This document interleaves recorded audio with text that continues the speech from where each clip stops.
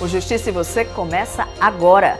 O programa de hoje vai falar sobre o encontro que vai reunir em Natal os titulares dos juizados da violência doméstica e familiar em atuação no Rio Grande do Norte e sobre um novo sistema de postagem eletrônica de documentos implementado pelo Poder Judiciário. E você vai ver também uma reportagem especial mostrando as normas que vão disciplinar a presença de crianças e adolescentes nos estádios durante a Copa do Mundo de 2014. E a atuação do Poder Judiciário durante o Mundial é o tema da nossa entrevista.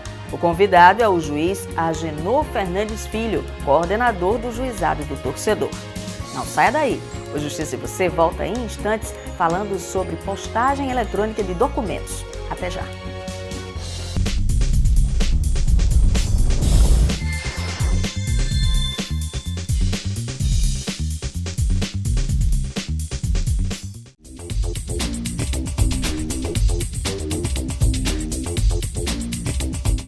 No dia 14 de março, o Tribunal do Júri do Fórum Miguel Seabra Fagundes foi palco do musical Dolores.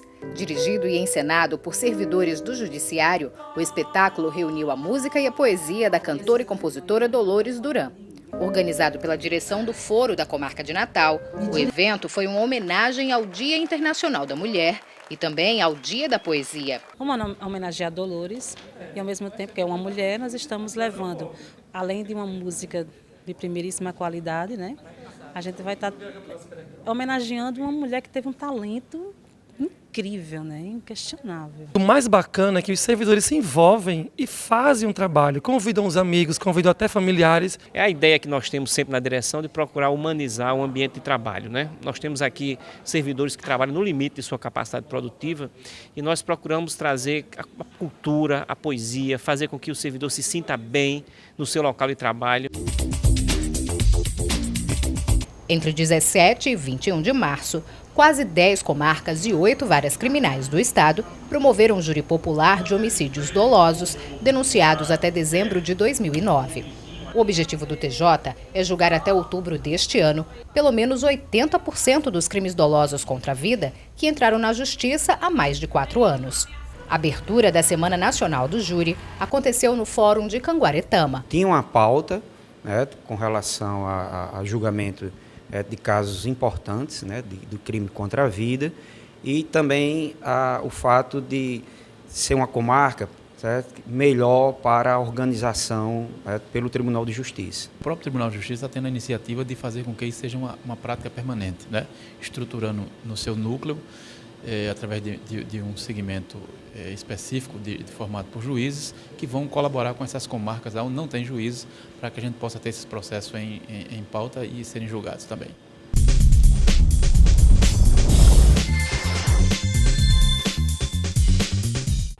O Justiça e Você está de volta para falar sobre o combate à violência contra as mulheres.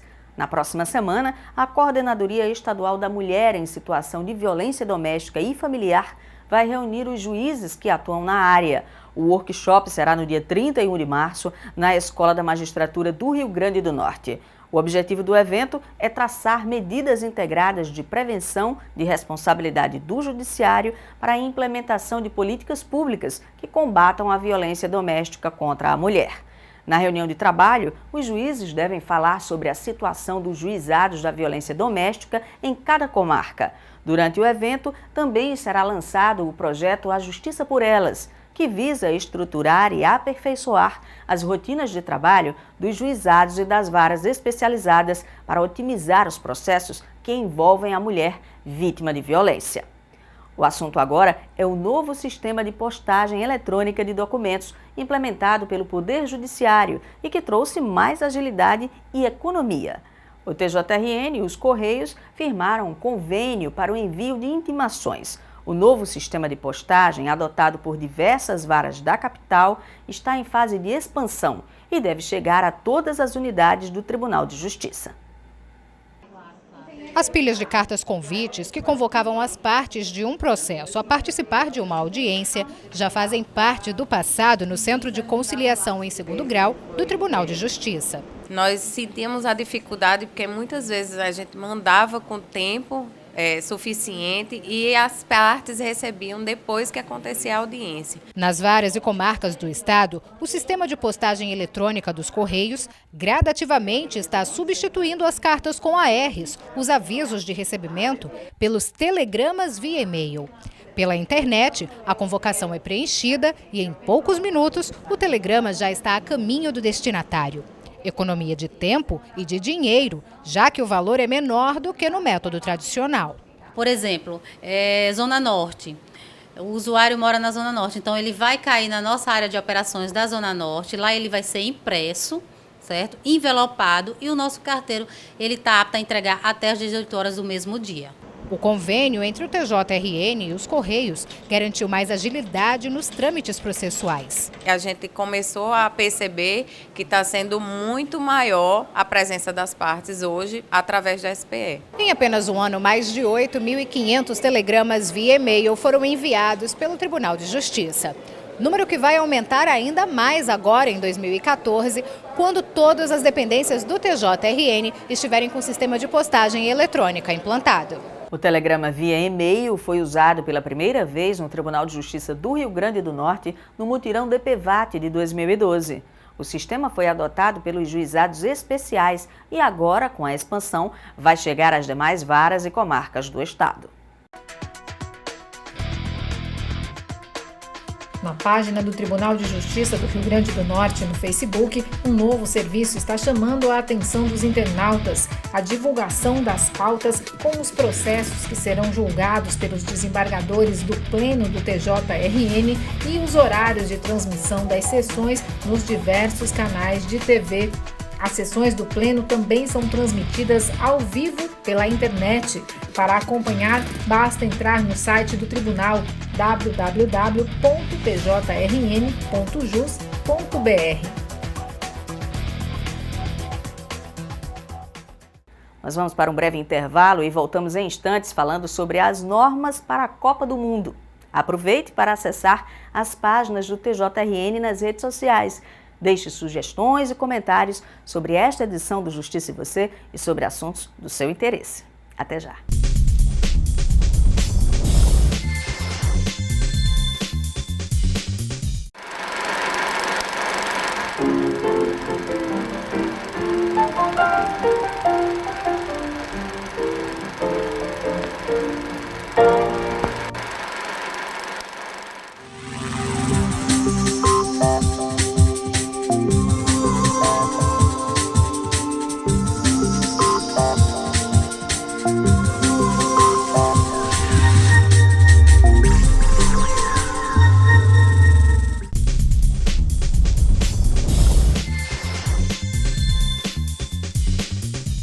Estamos de volta falando sobre a Copa do Mundo no Brasil.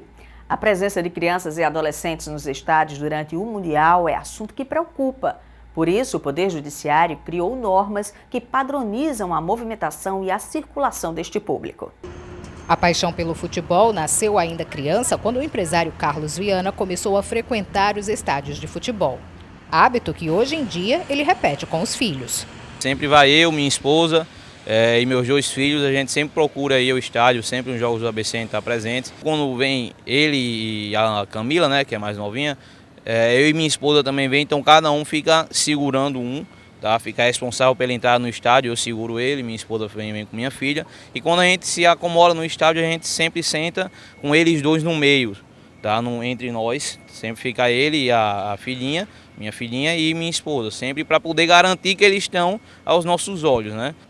A gente não deixa ele para canto nenhum sozinho, nem que for no banheiro ou no lanchonete, ele sempre vai acompanhado ou por mim ou pela minha esposa. Todo esse cuidado que muitos pais já tomam com os filhos nos torneios esportivos vai ganhar um reforço judicial no período da Copa do Mundo. Atendendo às recomendações do Conselho Nacional de Justiça, a primeira vara da Infância e da Juventude de Natal editou uma portaria que padroniza as regras para a movimentação de crianças e adolescentes aqui na arena onde vão acontecer os Jogos da Copa do Mundo. O documento, que também regulamenta a circulação em viagens e a hospedagem dos pequenos, segue as regras padrão que devem ser adotadas em todas as 12 cidades que vão sediar o Mundial. De acordo com a Portaria 2 de 2003, Crianças menores de 12 anos só podem ingressar nos estádios acompanhados de um responsável maior de 18 anos. Essa pessoa precisa declarar verbalmente que é o acompanhante do menor. Já os adolescentes entre 12 e 18 anos podem entrar na arena desacompanhados, sem a necessidade de autorização dos pais.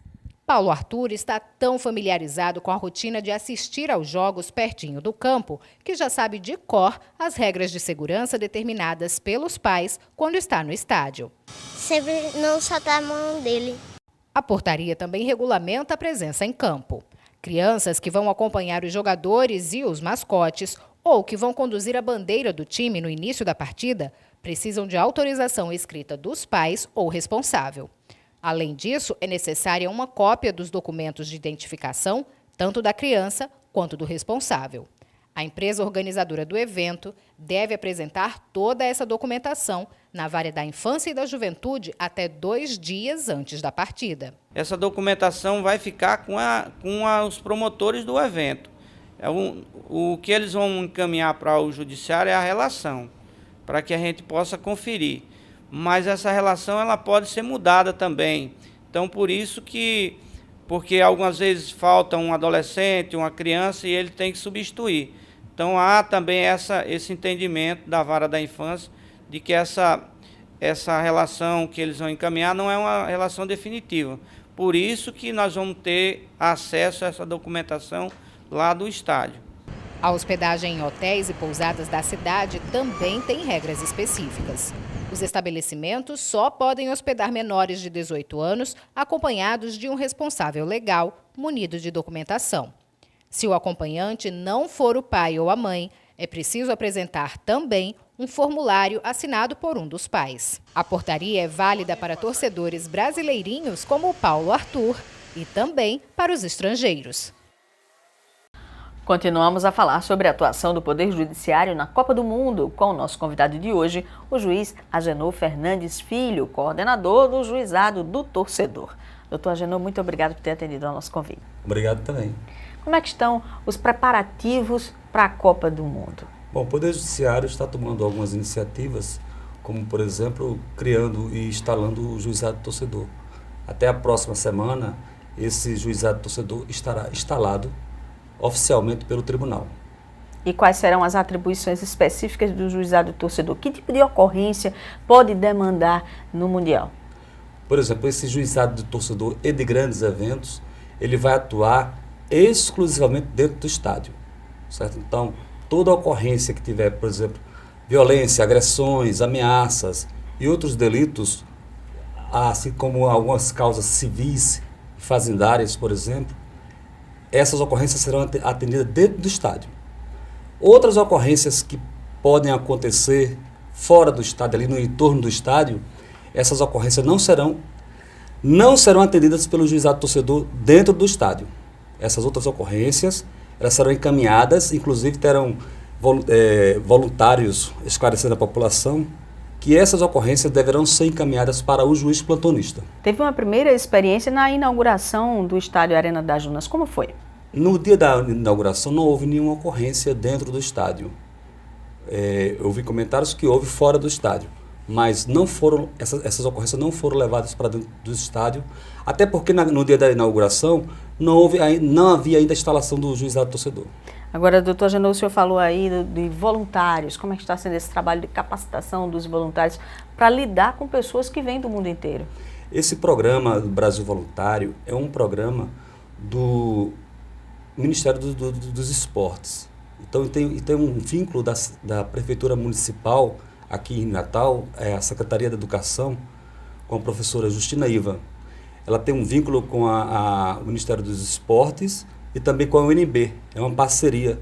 Então, eles estão trabalhando aqui em Natal também com a parceria da UFRN, estão desenvolvendo esse trabalho de qualificar, de inscrever esses voluntários, inclusive houve prorrogação com relação à inscrição desses voluntários, certo? Então, vai haver essa prorrogação, então vai haver também essa qualificação na UFRN. Então, está havendo toda sexta-feira à tarde ter reunião de preparação para preparar a equipe que vai qualificar os voluntários. E o que é exigido desse voluntário? O voluntário, ele pode ser qualquer cidadão. certo? Ele pode se inscrever, ele vai apenas ter uma qualificação, ele vai se submeter a um curso de treinamento na UFRN.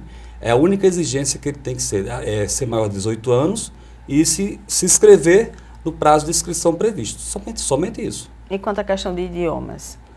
Com relação ao idioma, nós teremos dentro do programa Brasil Voluntários, nós teremos coordenadores de pontos. Então é interessante que pessoas que tenham conhecimento em 2, 3 idiomas possam se inscrever para poder ser coordenador de ponto. Quer dizer, ele vai ter uma qualificação maior, ele vai ser o responsável diretamente para receber o turista e prestar as maiores informações para o turista. E esse coordenador vai lidar diretamente com o torcedor? Diretamente com o torcedor, com o turista, com relação a esclarecimento onde estão os pontos de serviço dentro da cidade.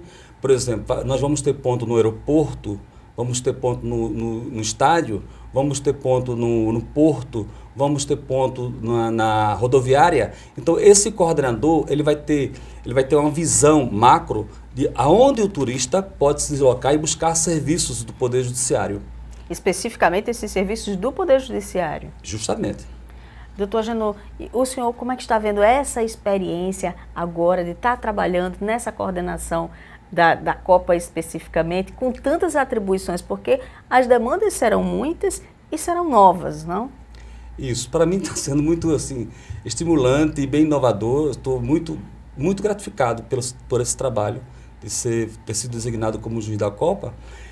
E espero que naquilo que couber ao Poder Judiciário, porque tem muitos serviços que independem do Poder Judiciário, mas aquilo que o Poder Judiciário está digamos assim, se preparando para a Copa, como a instalação do juizado torcedor, do porto, da rodoviária, aqueles pontos de coordenação, isso o Poder Judiciário está preparando e está avançando nisso aí. São muitos desafios, não? São muitos desafios.